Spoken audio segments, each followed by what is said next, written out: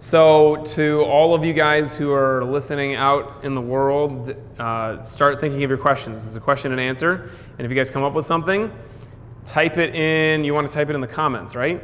Great. Type it in the comments with this motion or with this motion, and we'll get it, and then Catherine will ask me it. And the standard question and answer disclaimer tonight, this is not the gospel. I did not bring these answers down from the mountaintop on stone tablets. This is just my experience, and ask me again in 30 years and you'll get a much better answer. This is just the best one that I've got for you tonight. So, questions about meditation, and it can be something tangentially related. It can be like, can you talk about forgiveness? Or can you tell me I've got this real hard issue with this person? Don't ask me about what part of the foot to kick with on a front kick, because that's not going to give me enough to go off of. So questions? Yes, ma'am. So can I ask about visualization and non-attachment? Because at times I find that visualizing a specific person allows me to punch harder. Okay. But I recognize that there's some emotion behind it because of what that person might mean to me. Yeah. So is it beneficial to use that emotion to drive your practice, or would it be more beneficial to detach from? This is a great question. I don't know where you pulled this one from. So the question is about, it's less of an issue of visualization. It's more of an issue of like using, so for those of you guys who didn't hear, she's saying if I'm like doing, punching mitts or punching the air in class, and I visualize a specific person, I can hit really hard because there's this emotion involved with it, right? Versus if I just visualize, a standard human being or a silhouette or something, I don't have that edge and that like bite in my strike. And it could be you're visualizing somebody, it could just be you're thinking about, I'm hitting this person now, but you're really talking about kind of the difference between, it's like three possible things that you could do. One would be not having any emotion at all, not having any kind of attachment to a person, place, or thing that pisses you off or whatever, and not using that at all. Another thing that you could do would be the other end of it, which is to have a really strong emotional attachment or response to somebody or something, and in the moment in class or even in self-defense, you could get really emotional and angry, or you could get afraid, or a lot of different things can and will come up. This is the nature of practice and of life. So the issue with getting really emotional when you're practicing or if you're trying to defend yourself, right? I just talked about it in last class. It's like you're not going to be in your best state of mind to be able to choose the best option, and your body has a tendency to get like tense, adrenalized, and you're going to get sloppy or technique. But then there's something else that you can do. So I never recommend getting really emotional in a specific emotion, like getting angry or getting sad or getting whatever, because that'll kind of throw you off. I very often practice with no emotion whatsoever, and like I'm working on the details of a technique and I'm really trying to fine tune it. But then there is this little extra oomph that you're going to get from emotional content, which is a little bit different from what you're talking about. So if I'm thinking of a specific person and I allow myself to get pissed off, that's different from emotional content, which does not have attachment to a specific person. Emotional content is just basically like, you've got this energy, this fire within you, and you let it out without it having to come from an outside source. So I visualize somebody, and that makes me angry, and that makes me punch hard, but then it also makes me keep punching past when I should have stopped punching, or it makes my punch sloppy. Emotional content is it allows my body to get that extra power, and it has a tendency to actually focus the mind, which is obviously different from being angry, which loses focus. And exactly how you get emotional content is kind of a mystery to me. I know that I have the ability to do it, and I don't really know how to explain it other than I just kind of bear down and like, you could grit your teeth, you could just like exhale louder with more vocality. You could just kind of let that which is within you out without having it come from something outside of you. It's like you have this within you, and so you use it. That's going to work great for you. You're going to have plenty of power. You are going to still be in a more free-flowing state of consciousness and not have the detracting problems of a specific emotion that's kind of attaching you to something or bringing you down in any way. Just practice, just kind of think, emotional content, what is that? And just practice like throwing stuff. It's kind of like what I say, the difference between a scientist and a caveman. The scientist has no emotional content, just really thinking about it and getting the details right, which you need to do. And the caveman is like just emotion, just pushing through it.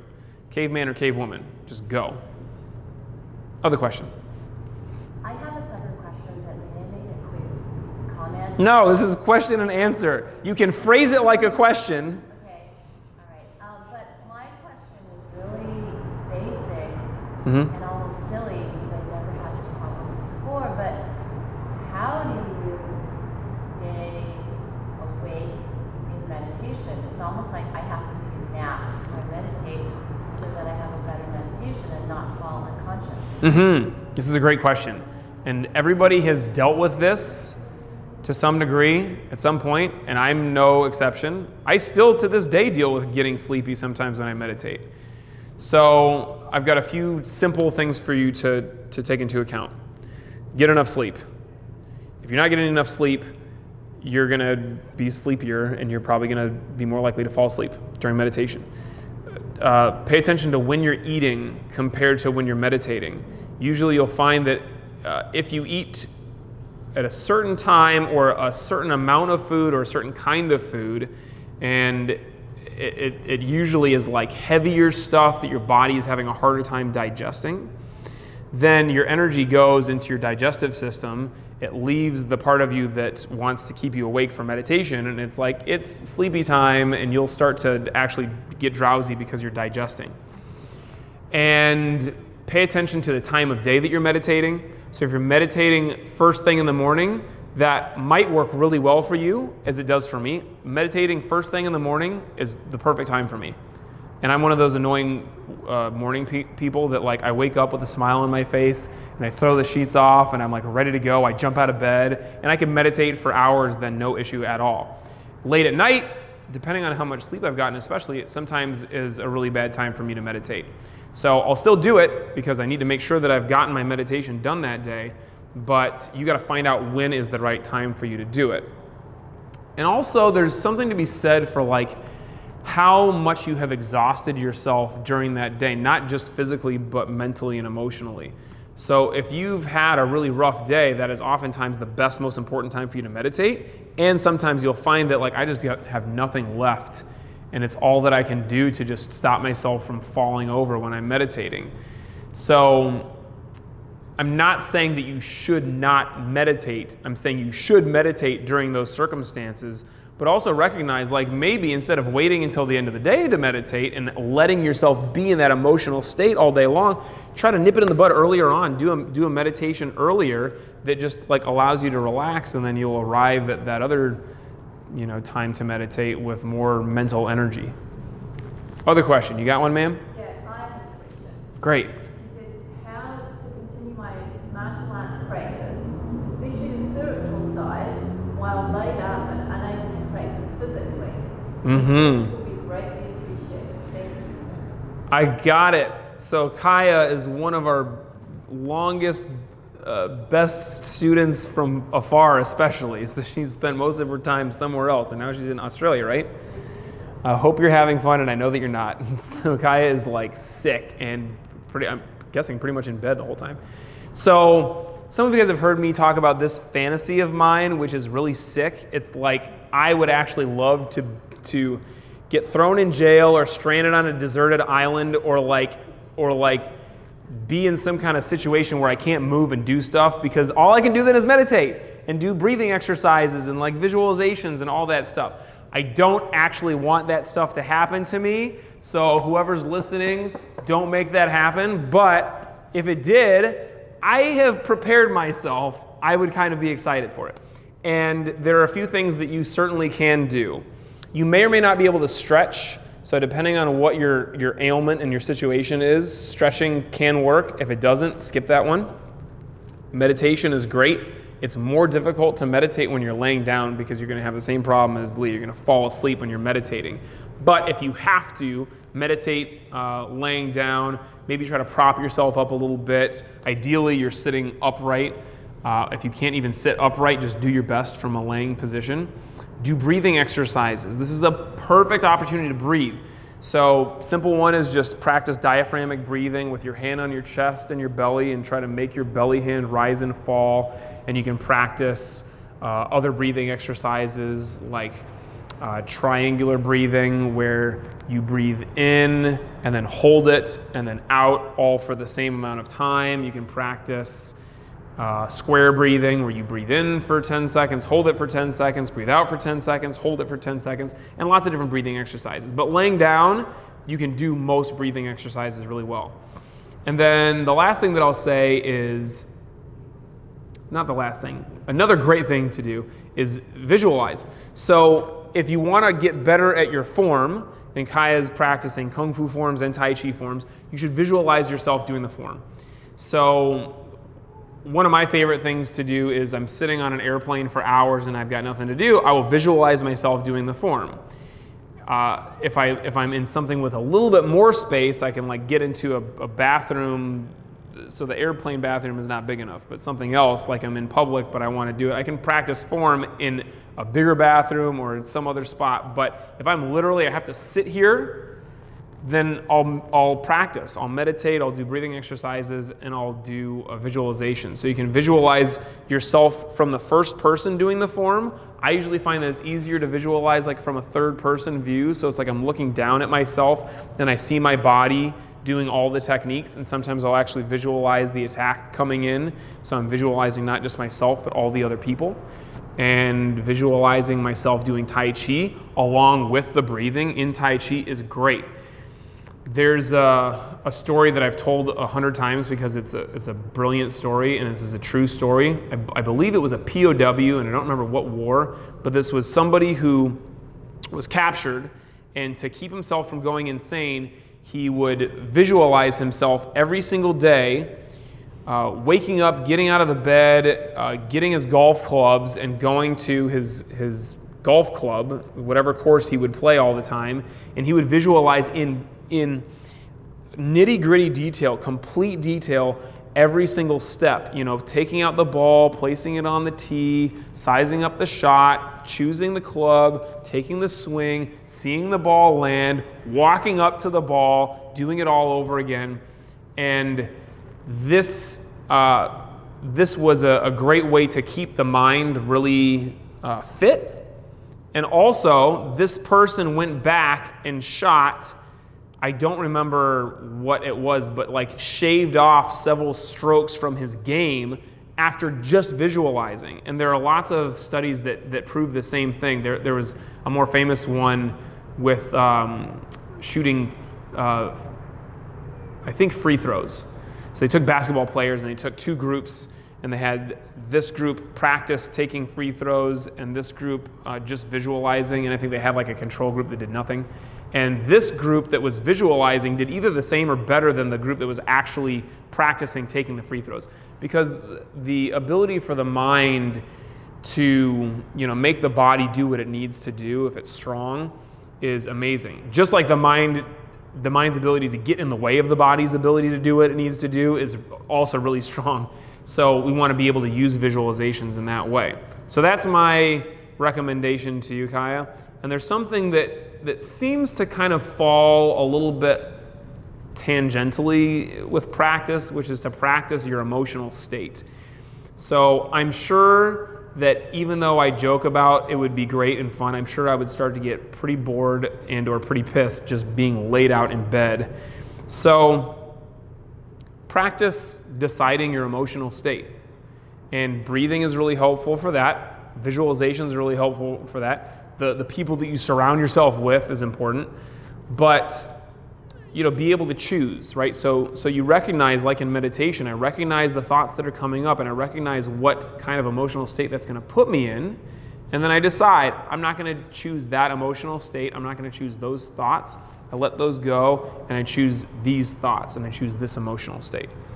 So you got plenty of stuff to work on, and when you come back, you better have a better form. Other question? Yes, ma'am. I know it's important to have an intention when we sit down to meditate. Mm-hmm. And I find that when I'm busy, sometimes I forget to have an intention when I sit down to meditate. So I just sit down. Mm-hmm. And I sit down and I'm just sitting there. So can you talk about that and talk about ways to keep the intention strong? Of course. So, what time is it? 5 minutes? Great. So, I do the same thing. Anybody that has like a daily meditation and has been doing this for years, at some point finds themselves like, I just sat and I recognized halfway through the meditation, oh my God, I'm just sitting here wasting my time thinking, I never set an intention, I didn't go into this meditation with the right mindset, I'm just doing that token meditation. So setting a meditation is really great.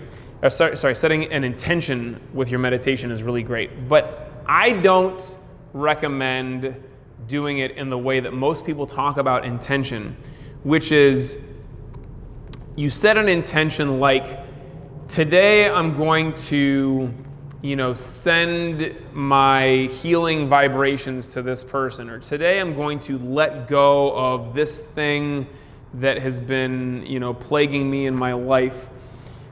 Insofar as that a lot of people set an intention and they continue to think about that thing. We don't want that when you're doing this style of meditation. Instead, I like to set an intention like, this is going to be the strongest meditation that I've ever had. This is going to be, I'm just going to sit and go right into it. I'm going to do my breathing exercises. I'm going to just have the most focus possible. And I'm not saying that setting those other intentions are necessarily going to be problematic and get in the way, but they certainly can.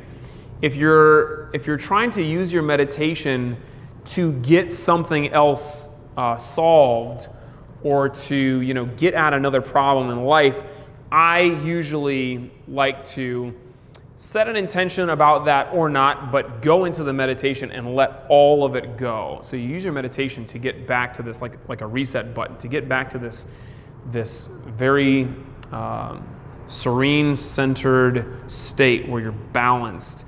And then when you come out of it, maybe the first thing that you think of is that problem. Like, I have written it down and now I'm going to sit and journal about it and figure out what I want to do about this thing. But if you find yourself sitting for meditation and you're just doing a token meditation, like just the act of sitting is great, you need to do that, but it's better to sit and have a really strong meditation. So to go into it with a sense of intentionality, which I'm going to come back to the first question about emotional content. This is kind of another way to practice that. Rather than having a specific thing that I'm thinking about or that I'm even kind of emoting about, I have this intentionality, this directness to my thoughts and my emotions when I'm meditating, and I focus them all on just being in the moment, totally present, focusing on the breath. And that's going to, in my experience, that's going to help you stay focused more for longer. Your mind is going to wander less often. You're going to be able to stay on the breath for longer. And then when you're done, like, use that state that you have cultivated and then go out and solve stuff, and then try to take that same type of intentionality into whatever else that you're doing. So another great thing to do is just practice being intentional, not just with your meditation, but with anything that you do. And it just is going to start to become a natural thing. Like my mind is more naturally focused on this thing. It's more naturally going to have this kind of emotional content with whatever it is that I'm dealing with. You have another question? Just a quick question. It better be quick because I'm running out of time. It's related to Mhm. Catherine's question and my question, but I used to do so much visualization when I meditated, like during my cosmic orbit, Mhm. and I stayed awake, but it got so busy that Mhm. is that really meditation or just visualization? Well, like I say, I prefer to just focus on the breathing rather than a visualization, and part of the reason is because the breathing is more boring and it requires more focus for you to pay attention to it. You might actually decide, like, you know what, I'm falling asleep and the only way I can stay awake is to do a visualization, and maybe I'll visualize the energy rising and falling as I breathe, do it like a qigong or whatever else it is that you want to visualize. But then I would suggest you get to that place where you're awake and then let it go and then come back to just following the breath. And it's the way that I talk about meditation. Doing a visualization is kind of separate from that, right? But you can use it. Just like you can use a breathing exercise to help you stay awake, just like you can use emotional content to help you stay more focused and awake during a meditation. So we'll practice that now. Let's enter this meditation with a strong emotional content and intentionality and sit like a rock comfortably.